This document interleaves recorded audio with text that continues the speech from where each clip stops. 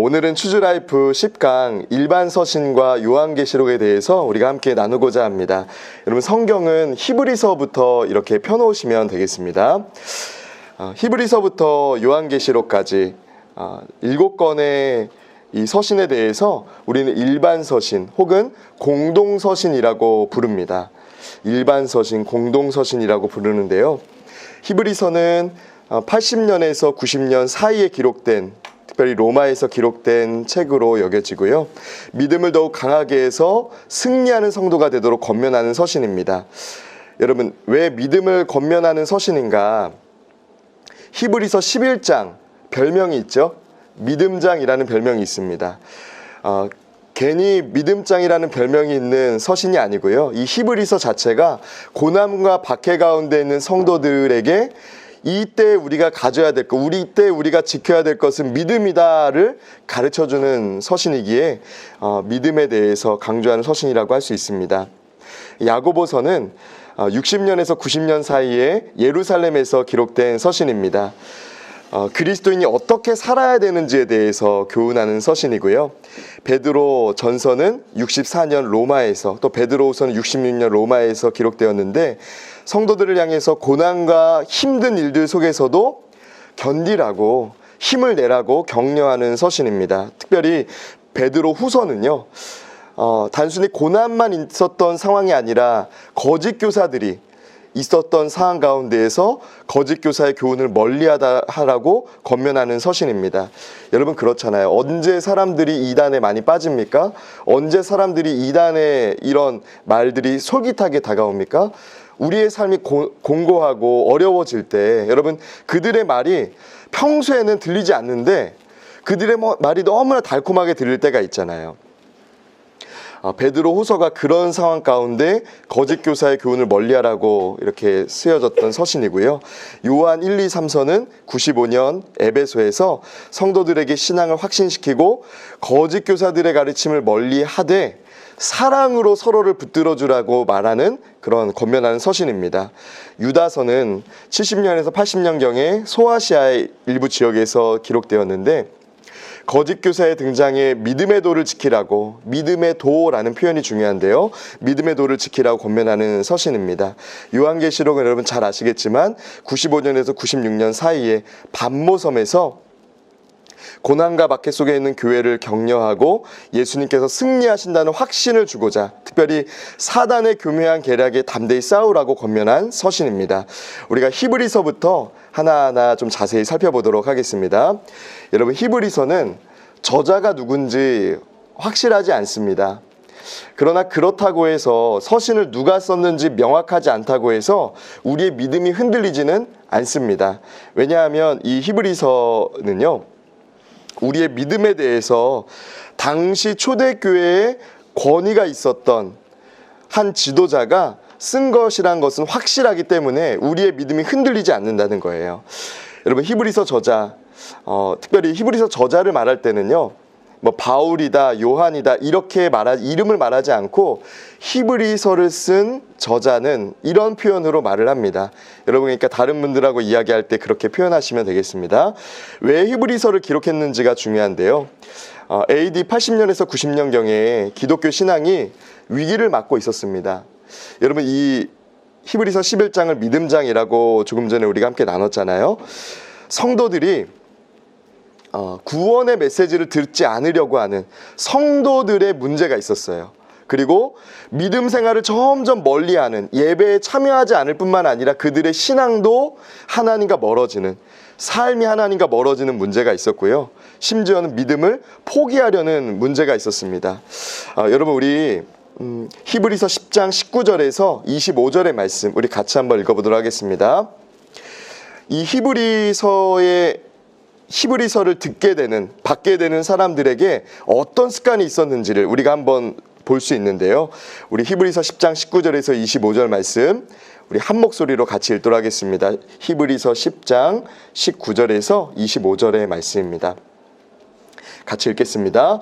그러므로 형제들아 우리가 예수의 피를 힘입어 성소에 들어갈 담력을 얻었나니 그 길은 우리를 위하여 휘장 가운데로 열어놓으신 새로운 살 길이요 휘장은 곧 그의 육체니라. 또 하나님의 집 다스리는 큰 제사장이 계심에 우리가 마음의 뿌림을 받아 악한 양심으로부터 벗어나고 몸은 맑은 물로 씻음을 받았으니 참 마음과 온전한 믿음으로 하나님께 나아가자.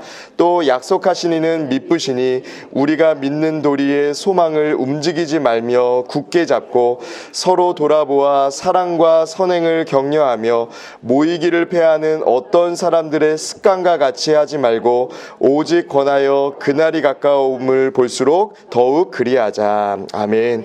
여러분, 당시에 히브리서를 받게 되는, 또 히브리서를 보게 되는 사람들에게는 어떠한 영적인 습관이 있었습니까?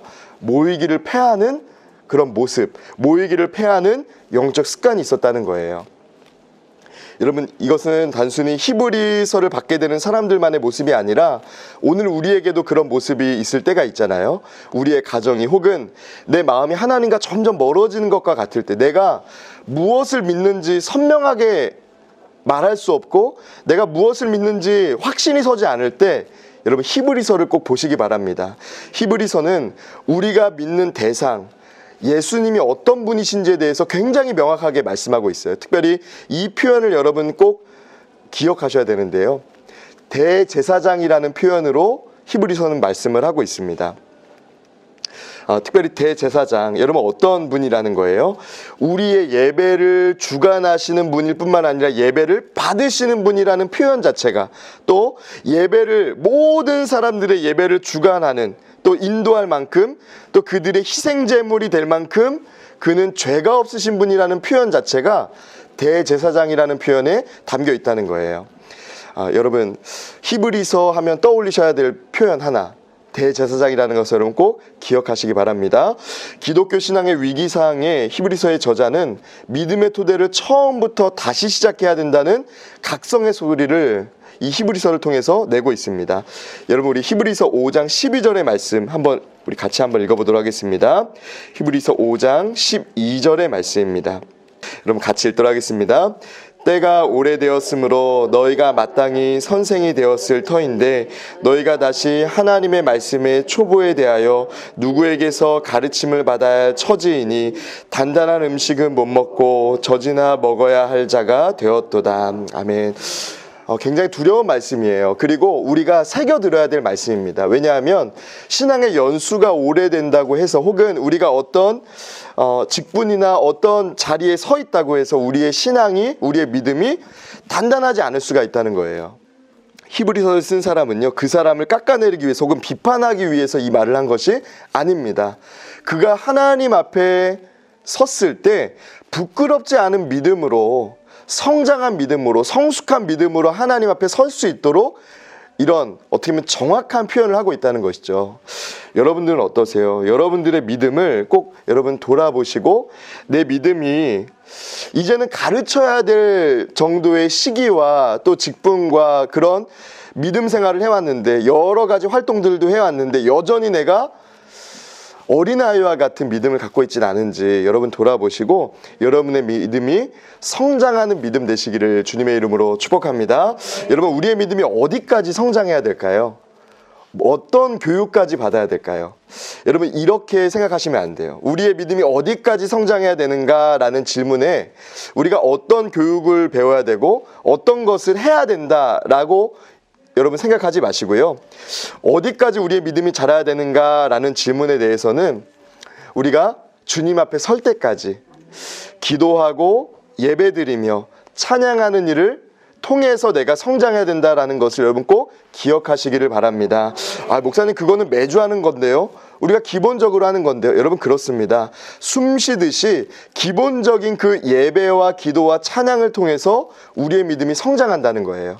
물론 다른 교육과 다른 어떤 활동들도 너무 중요한 일이지만 우리의 믿음을 성장시키는 것은요, 특별히 예수 그리스도에 대한 믿음을 성장시키는 것은 예배와 기도와 찬양이라는 것을 여러분 꼭 기억하시기를 바랍니다. 여러분 히브리서는 1장 1절에서 4장 13절까지 예수님 안에서 보여주신 하나님의 말씀에 대해서 말합니다. 그리고 4장 14절에서 10장 31절은 예수님을 우리의 영원한 대제사장으로 고백하고 있습니다. 여러분 대제사장이라는 이 표현을 히브리서를 떠올리실 때마다 꼭 기억하셔야 됩니다. 히브리서 10장 32절에서 12장 29절 끝까지는 예수님 안에서 주어진 하나님의 약속에 대해서 말씀하고 있습니다. 여러분 반복되는 단어 하나가 있죠? 예수님. 히브리서는요, 예수님이 어떤 분이신가에 대해서 말하고 있어요. 특별히 히브리서를 받는 사람들이 믿음이 흔들리는 그런 시대적인 상황과 개인적인 성도들의 어떤 가정과 개인적인 상황이 있었다는 것을 생각해 볼 때, 우리의 믿음이 흔들릴 때, 우리의 자녀의 믿음이 흔들릴 때 우리가 전해야 될 것, 그들에게 귀에 들려줘야 될 것은 신앙생활하면 이것이 좋아. 신앙생활의 유익이 아니라 신앙생활의 본질인 예수 그리스도인 줄 믿습니다. 여러분 예수님에 대해 들을 때 우리의 가슴이, 우리의 마음이 반응하는 일들이 있어요. 그렇잖아요. 믿음이 흔들리는 분들에게는 신앙생활의 유익이나 신앙생활을 할 때 어떤 점이 인생에 도움이 되는지, 그의 인생의 어떤 면에 좀 유익한지를 말하면 더 좋을 것 같잖아요. 근데 그렇지 않습니다. 신앙이 흔들리는 분들은 예수 그리스도에 대한 믿음이 흔들렸다는 거예요. 단순히 내가 교회를 다닌다고 해서 신앙생활을 한다고 해서 내가 어떤 손해가 되기 때문에 흔들리는 분은 별로 없고요. 예수 그리스도에 대한 믿음이 초점이 흔들리거나 특별히 예수 그리스도에 대한 의구심이 혹은 예수 그리스도의 그 구원하신 역사에 대해서 나와 직접적인 연관이 없는 것처럼 느껴질 때 신앙생활이, 믿음이 흔들릴 수 있다는 거예요. 여러분의 자녀나 또 여러분 주변에 계신 성도님들 가운데 믿음이 흔들리신 분들이 계시다면 히브리서 말씀을 여러분 먼저 잘 묵상하시고 예수님에 대해서, 신앙의 본질에 대해서 말씀해 주시기를 부탁드립니다. 여러분 히브리서에 나타난 중요한 핵심은 구원에 관한 것입니다. 여러분 구원을 주시는 분이 누구입니까? 예수님이기 때문에 히브리서는 본질에 대해서 강조하고 있어요. 그런데 여러분 히브리서에는 별명이 있습니다. 신약의 레위기라는 별명이 있어요. 신약의 레위기. 왜 그런가? 이 히브리서를 잘 보다 보면요, 제사와 성전에 대해서 예수님을 대제사장이라고 표현하면서 이렇게 표현하고 있거든요. 죄 없으신 하나님의 아들 예수 그리스도는 자신이 대제사장과 희생제물이 되어서 모든 사람의 죄를 사해 주시는 분으로서 표현됩니다. 또 흠없으신 대제사장 예수 그리스도께서 자기 희생을 통해서 사람들이 구원을 얻을 수 있도록 하나님께 나아갈 길을 열어주셨다는 표현을 하고 있습니다. 여러분 이어서 야고보서입니다. 야고보서는 우리가 흔히 행함을 강조하는 서신이라고 알고 있습니다. 여러분 그렇습니다. 야고보서는 행함을 강조합니다. 그런데 믿음으로 살아가는 행함을 강조해요. 우리가 오해하는 경우가 있어요. 야고보서는 믿음이 없어도 행함만 강조한다. 아니에요, 여러분. 믿음으로 살아가는 행함에 대해서 말합니다. 그래서 어떤 분들은 믿음을 강조할 때는 히브리서를 보고 행함을 강조할 때는 야고보서를 봐라 라고까지도 이야기를 합니다. 그런데 그렇지 않다는 거예요. 야고보서도 믿음을 동시에 강조하고 있기 때문에 여러분 야고보서를 오해하시면 안 됩니다. 그럼 야고보가 아마 굉장히 속상해할 거예요. 자, 야고보서의 저자는 야고보서 1장 1절에서 자신을 이렇게 표현을 합니다. 예수 그리스도의 종 야고보라고 표현을 합니다. 근데 성경에 등장하는 야고보가 여러 명이에요. 세베대의 아들 야고보, 알페오의 아들 야고보, 예수님의 동생 야고보 이렇게 있는데 학자들마다 다르게 이 서신의 저자에 대해서 말합니다. 정확히는 알 수 없지만 헬라 계통의 유대인으로서 매우 수준 높은 헬라 교육을 받은 그리스도인이 이 서신을 썼다는 것은 확실합니다. 그러니까 어떤 야고보인지는 확실하지 않지만 수준 높은 교육을 받은 사람이라는 거예요. 야고보서 1장 1절에서 3장은 행함과 믿음에 대해서, 여러분 믿음과 행함에 대해서 강조합니다. 여러분 우리 같이 야고보서 2장 1절에서 5절 말씀을 같이 한번 읽어보도록 하겠습니다. 야고보서 2장 1절에서 5절의 말씀. 우리 같이 읽도록 하겠습니다. 시작. 내 형제들아, 영광의 주 곧 우리 주 예수 그리스도에 대한 믿음을 너희가 가졌으니 사람을 차별하여 대하지 말라. 만일 너희 회당에 금가락지를 끼고 아름다운 옷을 입은 사람이 들어오고 또 남루한 옷을 입은 가난한 사람이 들어올 때에 너희가 아름다운 옷을 입은 자를 눈여겨보고 말하되 여기 좋은 자리에 앉으소서 하고 또 가난한 자에게 말하되 너는 거기 서 있든지 내 발등상 아래에 앉으라 하면 너희끼리 서로 차별하며 악한 생각으로 판단하는 자가 되는 것이 아니냐. 내 사랑하는 형제들아, 들을지어다. 하나님이 세상에서 가난한 자를 택하사 믿음에 부요하게 하시고 또 자기를 사랑하는 자들에게 약속하신 나라를 상속으로 받게 하지 아니하셨느냐. 아멘. 야고보서는 행합에 대해서 강조하는 책이다라는 이 별명이나 혹은 이 호칭이 굉장히 적절하다고 생각을 합니다. 왜냐하면 구체적인 행함에 대해서 믿음을 가진 사람이 구체적인 현실 속에서 어떻게 살아야 되는지를 말씀하고 있거든요. 우리가 같이 읽은 이 야고보서 2장 1절에서 5절은 사람을 차별하지 말라고 말하고 있습니다. 여러분, 그런데 이 시작과 끝에 있는 말씀을 보세요. 1절의 말씀을 보면 내 형제들, 어떤 사람들이라고 말합니까? 영광의 주 곧 우리 주 예수 그리스도에 대한 믿음을 너희가 가졌으니 라고 말하고 있습니다. 믿음을 가진 사람으로서 차별하지 말라는 거예요. 그냥 세상 사람들이 말하는 가난한 사람은 무시하지 마라는 정도의 차별이 아니라 믿음을 가진 사람으로서 우리는 예수님의 마음으로 상대를, 예수님의 마음으로 부유한 자를, 예수님의 마음으로 가난한 자를 보아야 된다라고 말하고 있다는 거예요. 여러분, 우리가 다 연약하잖아요. 저도 굉장히 연약하거든요. 그렇기 때문에 부유하고 도움을 줄 만하고 혹은 세상에서 권위가 있고 명예가 있고 뛰어난 탁월한 사람들에게 우리의 눈이 가고 마음이 가고 잘 지내고 싶은 마음이 누구에게나 다 있잖아요. 그런데 여러분, 하나님이 성도에게 원하시는 마음은 세상과는 다른 마음으로 서로를, 특별히 부유한 자를, 가난한 자를 대하기를 원하신다는 거예요.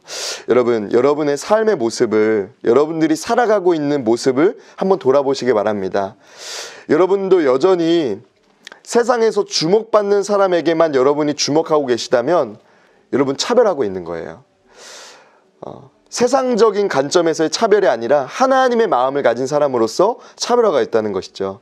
여러분, 가난한 사람들에게 혹시 여러분 눈을 흘겨보고 계세요? 저는 이 3절의 말씀이요, 참 어떻게 이렇게 참 적절하게 표현하셨지라는 생각이 들어요. 3절 중반절에 보니까 또 가난한 자에게 말하되 너는 거기 서 있든지 내 발등상 아래에 앉으라 라고 말합니다. 여러분, 부유한 사람에게는 어떻게 말해요?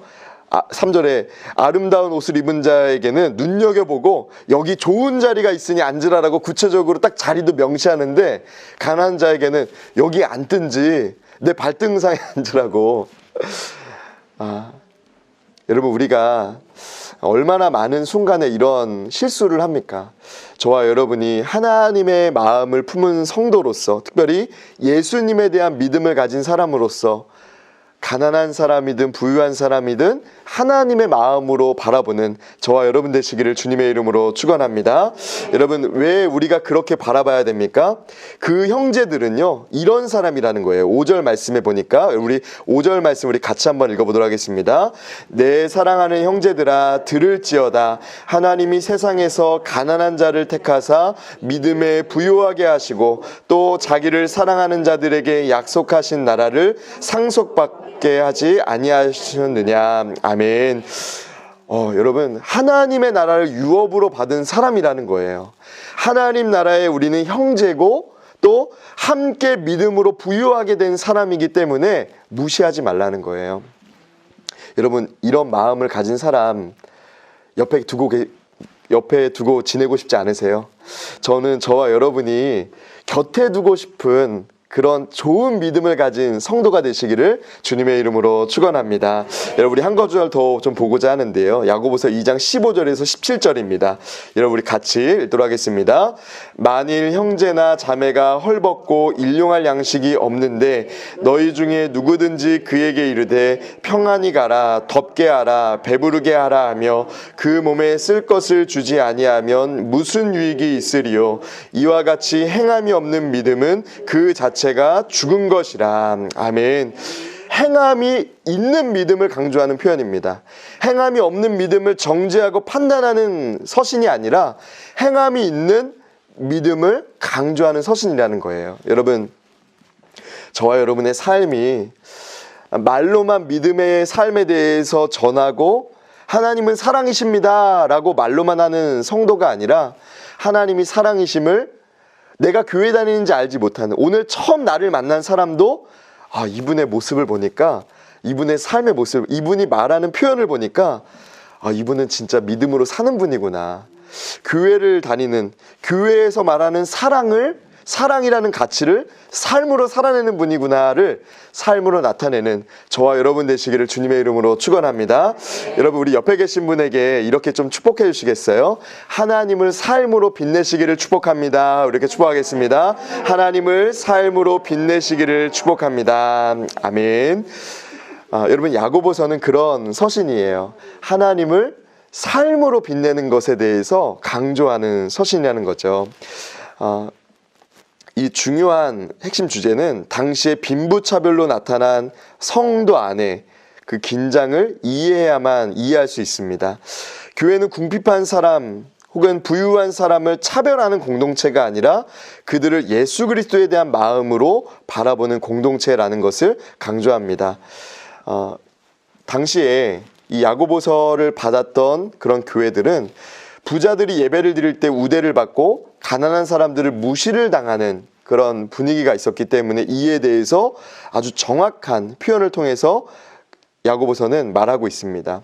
이러한 교회 내에 만연한 문제들 속에서 야고보서의 저자는 행동으로 실천되지 않는 믿음은 공허한 것들임을, 하나님은 사랑이십니다 라고 말하는 것에는 의미가 없고 하나님은 사랑이십니다 라고 말할 때 그 사랑을 삶으로 나타내고 부유한 자는 가난한 자를 생각해주고 가난한 자는 부유한 자를 또 생각해주는 공동체가 되는 것이 중요한, 행동과 믿음의 일치를 강조하는 서신이 야고보서라는 것을 여러분 기억하시면 되겠습니다.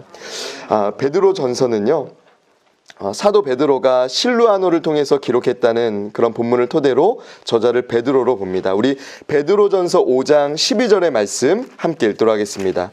베드로전서 5장 12절입니다. 제가 그 바울 서신과 일반 서신은 성경을 찾으면서 보는 이유는요, 이제 조금 있으면 성경 끝까지 우리가 보는 것과 같은 느낌이 들거든요. 여러분 이렇게 한 장 한 장 넘기시면, 베드로전서 5장 12절 말씀 여러분 우리 같이 읽겠습니다. 시작.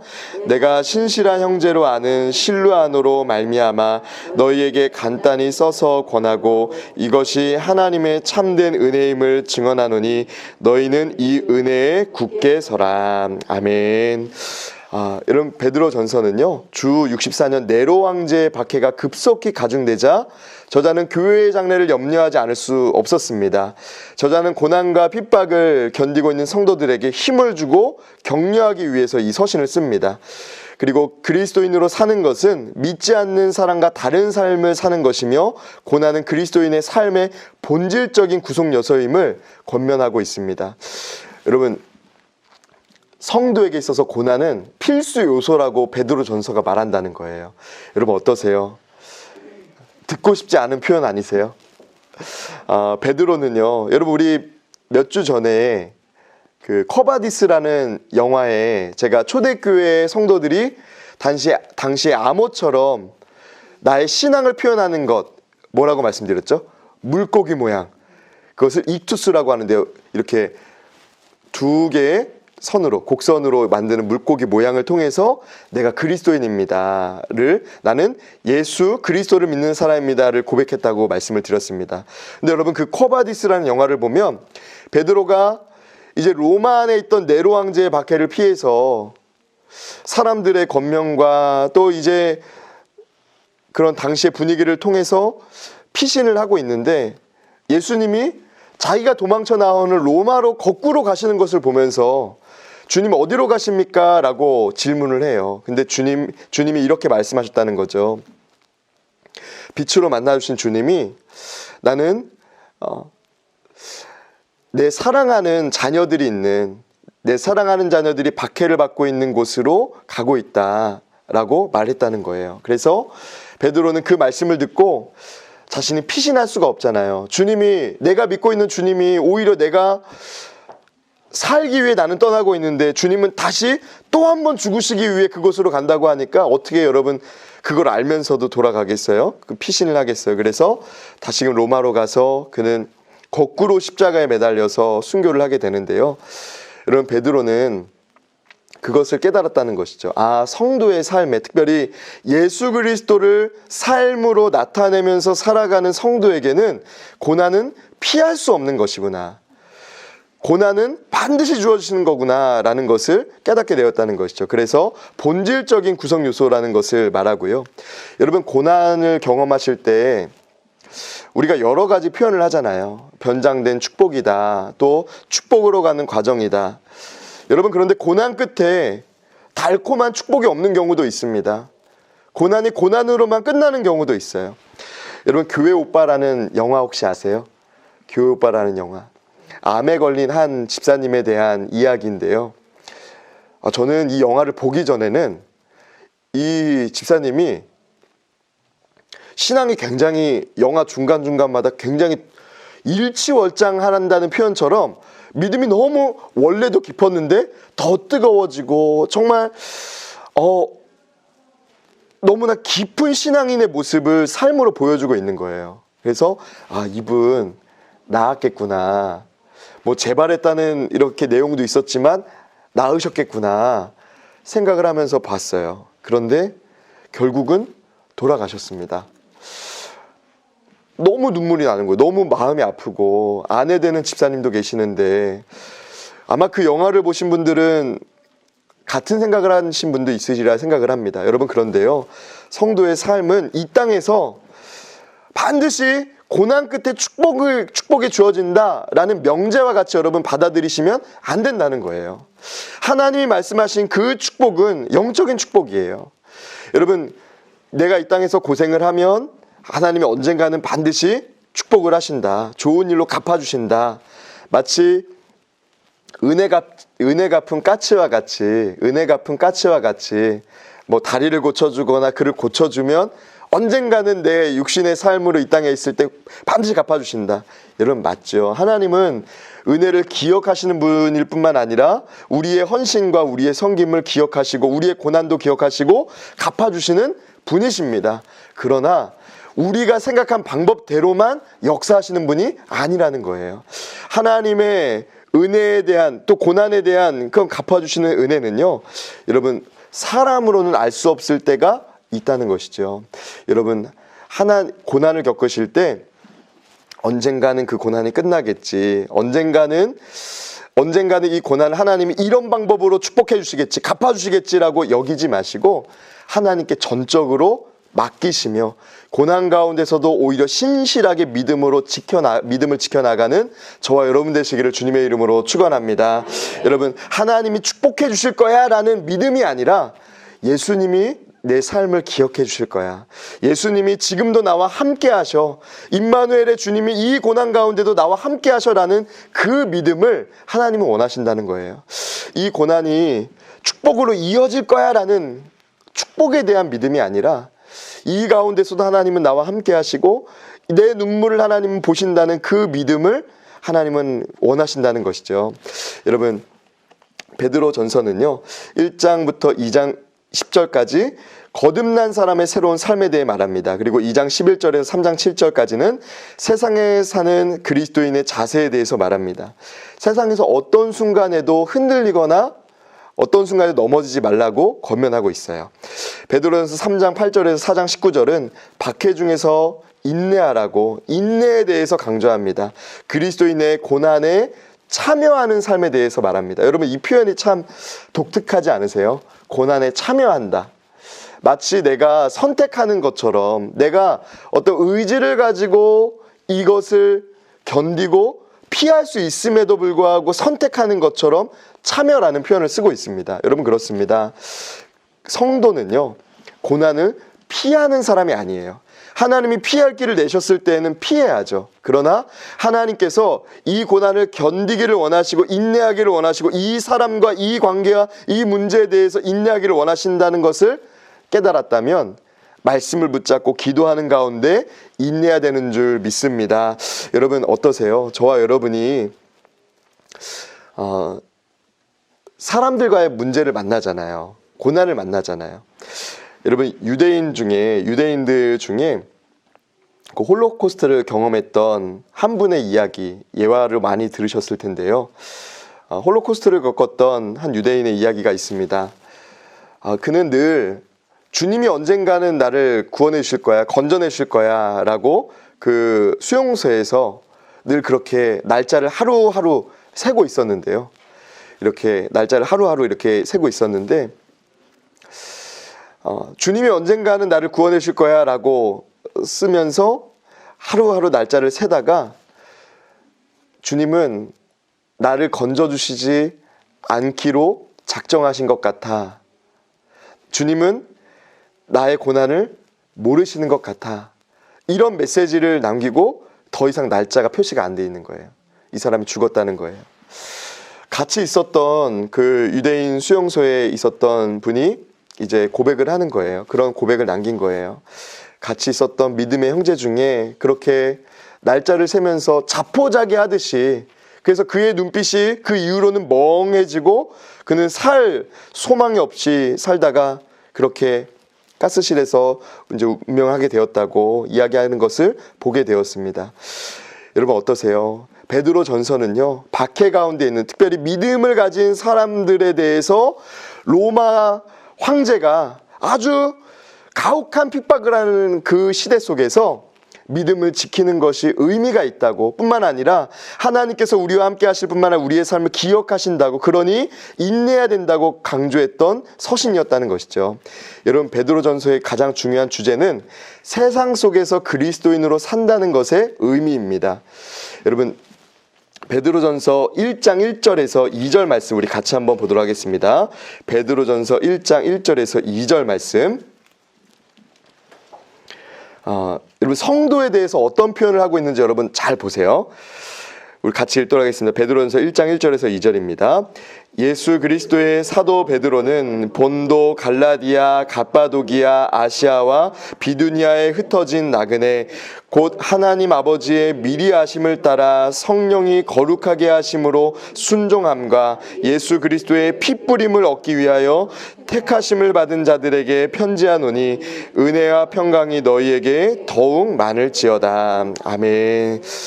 제가 오늘 이 강의를 준비하면서 이 단어가 제게는 너무 은혜가 됐어요. 흩어진 나그네, 또 예수 그리스도의 핏부림을 얻기 위하여 택하심을 받은 자라는 이 표현이 제게는 너무 은혜가 되었는데요. 지금 이 서신을 받는, 베드로의 격려를 받는 사람들은요, 정말 죽기 직전 혹은 내가 신앙이 있다는 것을 들키면 죽을 수도 있는 사람들입니다. 그런데 그들에게 은혜와 평강이 더욱 많을지어다 라고 축복하고 그들의 믿음이 더욱더 견고하기를 바라는 마음으로 서신을 오늘 기록하고 있습니다. 여러분, 어떠세요? 때로는 우리의 신앙생활이 흩어진 나그네와 같이 하나님이 나를 택하셨지만 내 주변 상황은 내 믿음에 대해서 박수치거나 좋아하지 않는 경우가 있습니다. 여러분, 그런 경우에 베드로전서를 꼭 묵상하시기를 바랍니다. 또 여러분 주변에 가정에서 열심히, 또 어떤 직장에서, 공동체에서 열심히 신앙생활을 하고자 하지만 주변 사람들에게 비난을 받거나 또 조롱을 받거나 어려움을 당하는 분이 있다면 여러분, 베드로전서를 꼭 추천해 주시기를 바랍니다. 이 서신은요, 그냥 서신이 아니에요. 정말 목숨 걸고 신앙생활을 하는 이들을 격려해주고 그들의 인내를 칭찬해주는, 예수님의 마음으로 칭찬해주는 그런 좋은 서신이기 때문입니다. 여러분, 베드로전서 2장 11절에서 12절 말씀 우리 다시 한번 읽도록 하겠습니다. 2장 11절에서 12절 말씀입니다. 우리 같이 읽겠습니다. 사랑하는 자들아, 거류민과 나그네 같은 너희를 권하노니 영혼을 거슬러 싸우는 육체의 정욕을 제어하라. 너희가 이방인 중에서 행실을 선하게 가져 너희를 악행한다고 비방하는 자들로 하여금 너희 선한 일을 보고 오시는 날에 하나님께 영광을 돌리게 하려 함이라. 아멘. 내 정욕대로 혹은 내 감정대로 내가 원하는 대로 살아가고 싶은 마음이 그런 나그네, 흩어진 나그네와 같은 그들에게도 여전히 일어나고 있었습니다. 이방인들 중에서 그들에게 여전히 일어나고 있었어요. 그러나 행실을 그럼에도 불구하고 인내하면서 믿음대로 살아가는 것을 지키라는 거예요. 여러분, 코로나로 인해서 물론 예배 자리에 나오는 것도 어려우셨지만 저는 또 한 가지 어려움이 있었다고 생각을 합니다. 믿음으로 살아가는 삶에 대해서 아무도 보지 않고 교회 공동체를 좀 떠나 있는 시간이 있었기 때문에 믿음으로 살아가는 것에 대해서 아마 많은 생각이 드신 분들이 있으리라 생각을 합니다. 아무도 보지 않기 때문에, 또 내가 교회 다니는 것을 모르는 사람들이기 때문에 그냥 마음대로 말을 하고, 또 마음대로 교회 다니지 않는 사람들과 구별되지 않은 행동과 또 정욕에 맡기며 살아가는 분들도 있었으리라 생각을 합니다. 그런데 베드로 전서는요, 이런 권면을 하고 있는 거예요. 아무도 나를 알아주지 않는, 내가 교회를 다니는 예수님을 믿는 사람이라고 아는 사람들이 없을지라도 12절 말씀을 보면 너희가 이방인 중에서 행실을 선하게 가져라는 표현을 통해서 그 가운데서도 우리의 행실을 구별하면 12절 하반절에 하나님께서 영광을 받으신다. 이방인 중에서도 하나님께 영광 돌리는 일이 일어난다라고 말씀하고 있습니다. 여러분, 저와 여러분이 우리 주변에 교회를 다니는 사람들이 많든 적든, 우리 식구들이 다 교회를 다니든 그렇지 않든, 또 우리 직장에서 말씀으로 살아가는 사람들이 있든 없든 하나님께 영광 돌리는 삶을 그 공동체 속에서 살아가시는 저와 여러분 되시기를 주님의 이름으로 축원합니다. 여러분, 우리 옆에 계신 분 이렇게 좀 축복해 주시겠어요?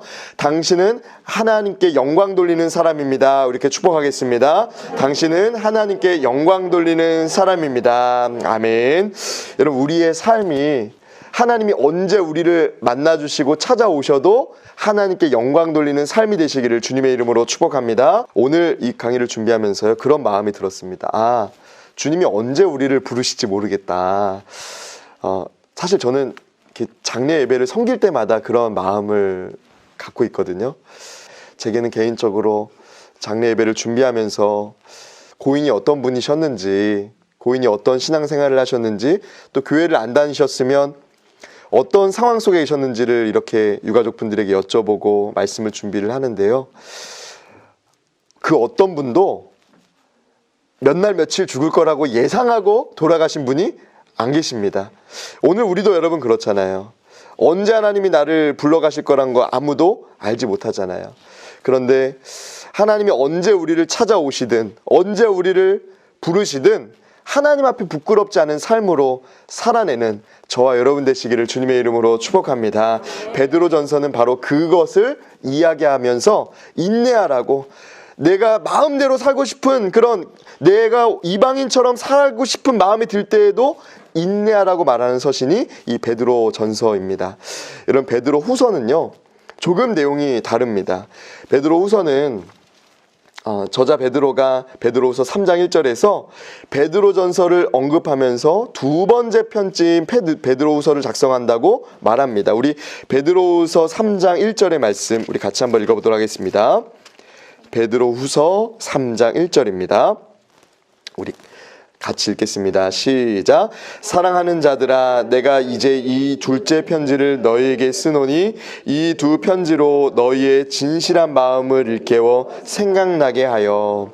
네, 두 번째 편지. 이 두 편지는요, 이것이 두 번째 편지라는 것을 의미하는 표현입니다. 그래서 베드로가 이렇게 베드로 전서를 쓰고 난 이후에 베드로 후서를 썼다고 알려지는데, 이 베드로 후서를 받는 공동체는 교회 안에 배교하는 성도들과, 그러니까 믿음을 가졌다가 그 믿음에서 돌이키는 성도들과 거짓 교사들의 왜곡된 가르침이 있었던 공동체였다는 거예요.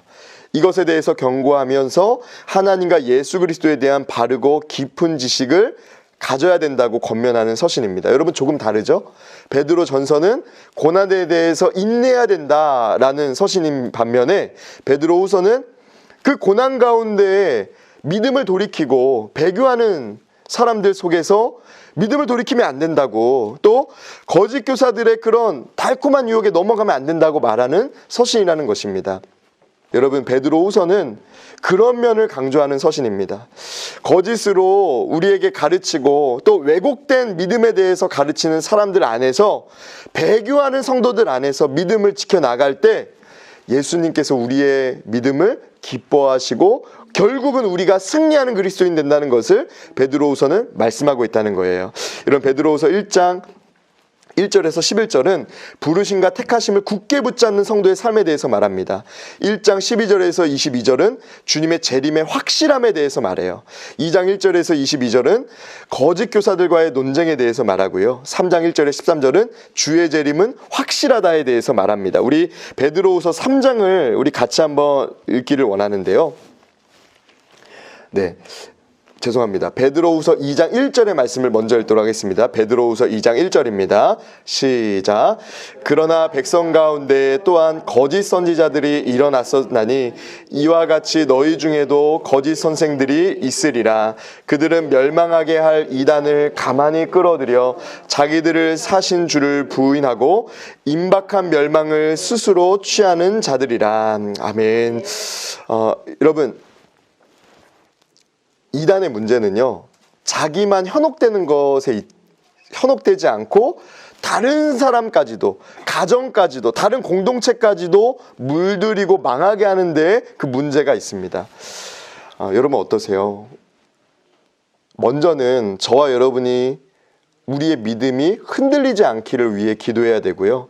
두 번째로는 우리가 미혹되지 않는, 우리의 식구들과 또 우리가 함께 신앙생활하는 성도들이 미혹되지 않는, 예수 그리스도라는 반석 위에 단단히 선 믿음의 사람 될 수 있도록 기도해야 될 줄 믿습니다. 여러분, 거짓 선지자 굉장히 두려운 말이에요. 10가지를 말할 때 9가지는 진실을 이야기하고 1가지를 다르게 말하면 거짓입니다. 물론 우리가 일상에 대해서는 실수로 그렇게 잘못 말할 수도 있겠지만 진리에 대해서는 여러분 그렇게 말할 수가 없습니다. 예수님은 우리를 위해서 이 땅에 오셨고 십자가를 지셨고 우리를 위해서 죽으셨는데 그 예수님이 나를 선지자로 나만을 부르셨다라고 말하는 이단 교주들이 있습니다. 여러분, 정말 미혹돼서는 안 되는 줄 믿습니다. 여러분, 베드로후서 우리 3장 8절에서 9절 우리 같이 한번 읽도록 하겠습니다. 베드로후서 3장 8절에서 9절 같이 읽겠습니다. 사랑하는 자들아, 주께는 하루가 1000년 같고 1000년이 하루 같다는 이 한 가지를 잊지 말라. 주의 약속은 어떤 이들이 더디다고 생각하는 것 같이 더딘 것이 아니라 오직 주께서는 너희를 대하여 오래 참으사 아무도 멸망하지 아니하고 다 회개하기에 이르기를 원하시느니라. 아멘. 거짓 교사들의 메시지 중에는요, 이런 것들이 있었다는 거예요. 왜? 예수님이 재림을 하지 않는가, 더디게 재림하는 것에 대해서 사람들이 이해되지 않으니까 거짓으로 사람들을 현혹하려고 했었다는 거예요. 여러분, 그런데 베드로후서 3장 9절은요, 오늘 우리에게도 중요한 메시지를 줍니다. 왜 우리가 죄를 범했는데, 왜 저 사람은 죄를 범했는데 하나님이 지금 당장 멸망시키지 않고 왜 지금 당장 죽이지 않으시는가? 하나님이 오래 참으사 회개할 기회를 주고 계시다는 거예요. 여러분, 저와 여러분이 주의 재림을 바라는 성도이지만 동시에 주께서 용서하시기로 작정한 사람이기 때문에 많은 사람들이 구원받을 수 있도록 주님이 지금 당장 재림하실 수도 있지만 하나님의 때까지 참고 계신다는 것을 우리는 기억하면서, 여러분, 참으시니까 더 악한 죄를 지으면 안 되겠죠. 우리를 위해서 참고 견뎌주고 계시는, 특별히 예수님을 알지 못하는 사람들을 위해서도 참고 견뎌주시는 분을 생각할 때 우리는 지금 주님을 알지 못하는, 지금도 저 세상에 악한 일들을 하고 있는 이들을 주께로 돌아오는 일을 해야 될 줄 믿습니다. 여러분, 우리 이어서는요, 요한 1, 2, 3서인데요. 요한 1, 2, 3서는 요한복음처럼 요한 공동체 또는 요한학파 안에서 기록된 서신들입니다. 이 서신들을 볼 때 요한복음과 언어적으로나 내용적으로 매우 유사한 측면들이 많이 있습니다. 여러분, 요한복음, 사랑의 사도라고 별명 지어진 요한이 썼잖아요. 그래서 하나님은 사랑이십니다에 대해서 말하잖아요. 그것처럼 이 요한 1, 2, 3서는 사랑에 대해서 말합니다. 특별히 학자들은 요한 공동체 안에서 가장 먼저 요한 2서와 3서가 기록되었고 이어서 요한 1서가 기록되었다고 봅니다. 요한 1, 3서의 저자는 공동체 안에서 매우 높은 권위를 가진 인물로 요한 2서와 3서의 스스로를 장로 요한이라고 밝히고 있습니다. 이 서신들은 공동체 안에서 다른 신학을 가르치는 사람들과의 싸움으로 인해서 혼란스러운 상황을 해결하고 그리스도인의 올바른 삶의 태도를 가르치기 위해 기록되었습니다.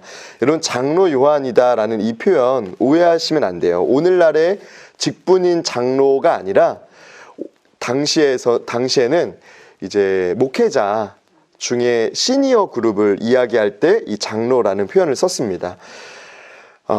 요한 1서는요, 하나님의 빛에 거하라는 내용과 하나님의 사랑과 생명에 거하라는 내용으로 구성되어 있고, 요한 2서는 진리를 실천하는 것에 대해서 또 진리를 지키는 것에 대해서 말합니다. 요한 3서는 선교사들을 영접하라는 것에 대해서, 특별히 교만의 위험성에 대해서 말하는데요. 우리 요한 3서 1장 9절에서 15절 말씀 우리 같이 한번 좀 보도록 하겠습니다. 요한 3서 1장 9절에서 15절. 네, 우리 요한 3서 1장 9절에서 15절 우리 같이 읽도록 하겠습니다. 내가 두어 자를 교회에 썼으나 그들 중에 으뜸되기를 좋아하는 디오드레베가 우리를 맞아들이지 아니하니 그러므로 내가 가면 그 행한 일을 잊지 아니하리라. 그가 악한 말로 우리를 비방하고도 오히려 부족하여 형제들을 맞아들이지도 아니하고 맞아들이고자 하는 자를 금하여 교회에서 내쫓는도다. 사랑하는 자여, 악한 것을 본받지 말고 선한 것을 본받으라. 선을 행하는 자는 하나님께 속하고 악을 행하는 자는 하나님을 배웁지 못하였느니라. 데메드리오는 무사람에게도 진리에게서도 증거를 받았음에 우리도 증언하노니 너는 우리의 증언이 참된 줄을 아느니라. 내가 내게 쓸 것이 많으나 먹과 붓으로 쓰기를 원하지 아니하고 속히 보기를 바라노니 또한 우리가 대면하여 말하리라.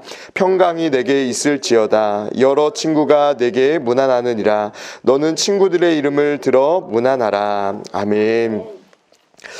요한복음의 내용과 그런 유사한 내용들이 기록되어 있는데요. 특별히 이때 당시에 교회 안에도 자기들의 어떤 의견과 자기들의 입맛에 맞는 사람들은 받아들이고 받아들이지 않는 일들이 있었다는 것을 말합니다. 여러분, 요한 3서는요, 하나님 중심에 살아가는 사람들은, 하나님 중심으로 살아가는 사람은 특별히 받아들이는 사람이라는 것을 말하고요, 동시에 하나님 안에 속한 사람이라는 것을 강조하는 그런 내용이 담겨져 있습니다.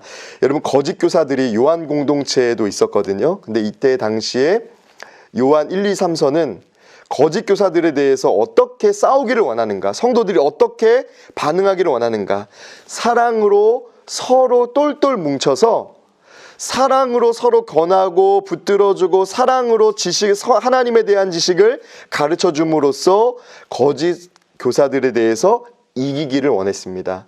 여러분, 저와 여러분이 때로는 하나님을 잘 알지 못하고 또 잘못된 것을 알고 있는 사람들에게 성도 간의 사랑이 끈끈한 것을 통해서 이것이 바로 하나님 사랑의 공동체라는 것, 하나님은 이런 분이시라는 것을 삶으로 공동체적으로 보여줄 수 있는 믿음의 사람, 또 공동체의 속회와 선교회가 되시기를 주님의 이름으로 축원합니다. 여러분, 거짓 교사들이 틈탈 곳이 없다는 거예요. 사랑으로 연합한 공동체는요, 거짓 교사들이 틈타지를 못한다는 거예요. 왜냐하면 그들은 지식으로 말하거든요. 그들은 아는 것으로 입으로 말하거든요. 그런데 성도들은 하나님은 사랑이시다라는 것을 삶으로 살아내니까 틈타지를 못하는 거예요. 말로만 사랑하는 사람들이 어떻게 삶으로 사랑하는 사람들을 이기겠어요? 그런 것을 보여주는 것이 요한 1, 2, 3서입니다. 이어서 유다서는요. 유다서는 저자가 야고보의 형제인 유다라고 직접 밝히고 있습니다. 점점 사도들이 세상을 떠나는 상황에서도 계속해서 유혹하는 거짓 교사들이 등장하는 상황에서 이 서신을 썼는데, 거짓 교사들을 맞서서 믿음의 싸움을 싸우라고 권하는 서신이 바로 이 유다서입니다. 여러분, 초대교회 물론 사랑으로 떡을 나누는 그런 공동체이지만 두려운 일들이 있었다는 거예요. 사도들이 한 사람씩 죽고 믿음에 경고했던 그런 지도자들이 한 사람씩 떠나가는 일들을 보면서 두려웠다는 것이죠. 여러분, 그때 유다서는 아니다. 우리 한 사람 한 사람이 또다시 이 시대를 위한 거룩한 사람으로 우리를 세우신 거다. 그러니까 이 시대에 맞게 우리도 믿음을 새롭게 하고 싸워야 된다는 것이 이 유다서의 내용이라는 것입니다. 유다서 1장 1절의 4절은 서신을 쓰게 된 동기에 대해서 말합니다. 여러분, 유다서 한번 보시겠어요? 우리 1장 3절의 말씀, 유다서 1장 3절의 말씀 우리 같이 읽도록 하겠습니다. 1장 3절에서 4절 말씀 우리 같이 읽도록 하겠습니다. 사랑하는 자들아, 우리가 일반으로 받은 구원에 관하여 내가 너희에게 편지하라는 생각이 간절하던 차에 성도에게 단번에 주신 믿음의 도를 위하여 힘써 싸우라는 편지로 너희를 권하여야 할 필요를 느꼈노니, 이는 가만히 들어온 사람 몇이 있음이라. 그들은 옛적부터 이 판결을 받기로 미리 기록된 자니 경건하지 아니하여 우리 하나님의 은혜를 도리어 방탕한 것으로 바꾸고 홀로 하나이신 주제 곧 우리 주 예수 그리스도를 부인하는 자니라. 아멘. 여러분, 굉장히 두려운 일이잖아요. 하나님의 은혜를 방탕한 것으로 바꿨다. 그리고 그들은 예수 그리스도를 부인하는 사람들이다. 유다서는요, 그런 상황 속에 쓰여졌습니다. 세상이 점점, 또 성도들이 점점, 사도들이 세상을 떠나가는 죽는 현실 앞에서 점점 그들의 믿음이 약해가니까 이제는 막 현실에서 믿음이 없는 사람들과 구별되지 않는 모습을 보이니까 그 가운데에서 성별된 삶을 살으라고, 그런 믿음 없는 모습과 싸워야 된다고 말하는, 여러분 3절의 말씀 보셨죠? 믿음으로 싸워야 된다는 표현이 나오잖아요. 여러분, 성경에 어디 싸워야 된다는 표현 많이 나오지 않잖아요. 그런데 3절에서는 믿음의 도를 위하여 힘써 싸우라고 말하고 있습니다. 여러분, 여러분들의 가정과 여러분들의 일터와 여러분들의 삶 속에서 타협하고 있는 부분들이 있다면 힘써 싸우시기를 주님의 이름으로 부탁드립니다. 하나님이 주목하시고 하나님이 역사하시는 삶은요, 적당히 타협하면서 오늘만, 여기에서만, 이번 한 번만 하는 사람의 삶이 아니라 이번에도 믿음으로, 이 속에서도 믿음으로, 이 가운데서도 믿음으로 살아가겠습니다 하고 힘써 믿음으로 반응한 사람의 삶에 하나님은 크게 역사하시는 줄 믿습니다. 여러분, 유다서는요, 유다가 가장 중요하게 생각한 것은 믿음의 도였다는 거예요. 믿음으로 살아가는 삶, 또 믿음의 도라는 표현은요, 이런 의미가 담겨져 있습니다. 사도들로부터 선포된 내용이라는 의미가 담겨 있다는 거예요. 그러니까 나는 전해받은 사람으로서 그것을 잘 지키는 사람이다 라는 것을 강조하는 표현이 바로 믿음의 도라는 것입니다. 여러분도 믿음의 도를, 우리 신앙의 선배들이 이어온, 잘 물려준 그 믿음의 도를 잘 지켜나가는, 또 잘 전해주는 믿음의 유산이 확실한 한 분 한 분의 삶과 가정 되시기를 주님의 이름으로 축원합니다. 여러분, 끝으로 요한계시록입니다. 요한계시록의 저자는 본인을 요한계시록 1장 1절에서 요한이라고 말합니다. 요한계시록을 기록할 당시의 상황은 로마의 박해가 절정에 아주 극심했던 때였습니다. 계속되는 박해의 상황 속에서 소망을 잃어가는 성도들을 향해서 저자는 그의 메시지를 반복해서 예언이라고 말하고 있습니다. 뿐만 아니라 이 예언은 예수 그리스도와 하나님에게로부터 온 것이라고 말하는데요. 여러분, 요한계시록 1장 1절의 말씀 우리 같이 한번 읽어보도록 하겠습니다. 요한계시록 1장 1절의 말씀 같이 읽겠습니다. 시작. 예수 그리스도의 계시라. 이는 하나님이 그에게 주사 반드시 속히 일어날 일들을 그 종들에게 보이시려고 그의 천사를 그 종 요한에게 보내어 알게 하신 것이라. 아멘. 하나님이 내게 보여주신 것이라, 하나님이 계시하신 것이라는 표현을 계속해서 말하고 있어요. 여러분, 에스겔의 환상, 또 요한계시록에 나오는 환상들, 꿈처럼 보고 쓴 내용이 아니라 하나님이 보여주신 내용을, 선명하게 보여주신 내용을 썼다는 것을 여러분 꼭 믿음으로 고백하시기를 바랍니다. 꿈은 희미하고 일어나지 않을 것도 우리가 보게 되잖아요. 그런데 요한이 본 것은 1장 1절에서 말한 것처럼 분명하게 일어날 일에 대해서 요한이 보고 오늘 말하고 있다고 말씀하고 있습니다. 여러분, 어떤 성도님들은 이 환상이기 때문에 일어나지 않는 일, 영적인 의미만 있는 책이다. 여러분, 이러면 여러분 미혹당합니다. 영적으로만 해석되면 되는 일이 아니에요. 요한이 실제로 일어날 일이라고 받은 것처럼 우리도 언젠가는 하나님의 때에 반드시 일어날 일이라고 믿는 것이 진짜 믿음인 줄 믿습니다. 여러분, 요한 당시에 영지주의자들은요, 영적으로만 해석하면 된다고 했어요. 그래서 예수님의 몸도 실제로 예수님이 십자가 못 박힌 게 아니라 그냥 그의 영이 박힌 것처럼 이렇게 보인 거라고. 그러니까 그의 몸은, 육신은 더럽고 추악한 거기 때문에 육신이 아니라 예수님이 이 땅에 오신 것은 영으로 오신 거라고 이야기합니다. 아니에요. 주님이 말씀하신 것처럼 우리는 오늘 우리가 성찬도 했지만요, 주님이 몸과 피를 몸으로 이 땅에 오셨고 피를 흘리셨고 우리를 위해서 십자가에서 죽으셨고 부활하신 줄 믿습니다. 여러분, 우리가 우리 식대로 혹은 우리가 이해하기 쉽다고 영적으로만 이 환상들을 이해하면 안 된다는 것입니다. 요한계시록은 1장 1절에서 20절에 인사와 사명 위임의 환상에 대해 말하고요, 2장 1절에서 3장 22절은 7교회에 보내는 편지에 대해서 말합니다. 4장 1절에서 22장은 요한이 본 환상들에 대해서 말하는데요, 22장 6절에서 21절은 예수님의 재림을 기다리는 그 표현이 나와 있습니다. 여러분, 우리 요한계시록 맨 끝에 22장 21절 말씀 우리 같이 좀 볼까요? 네, 우리 요한계시록 22장 20절에서 21절 말씀 우리 같이 읽겠습니다. 시작. 이것들을 증언하신 이가 이르시되 내가 진실로 속히 오리라 하시거늘 아멘. 주 예수여 오시옵소서. 주 예수의 은혜가 모든 자들에게 있을지어다. 아멘. 아멘. 내가 진실로 속히 오리라. 여러분, 누가 이 말씀을 하셨대요? 예수님에 대해서 20절은 이렇게 표현합니다. 증언하시니 라고 표현합니다. 내가 환상을 보고 내가 들은 대로 기록을 했는데 이것을 전해주신 분은 예수님이다 라는 의미에서 증언하시니 라는 표현을 쓰고 있습니다.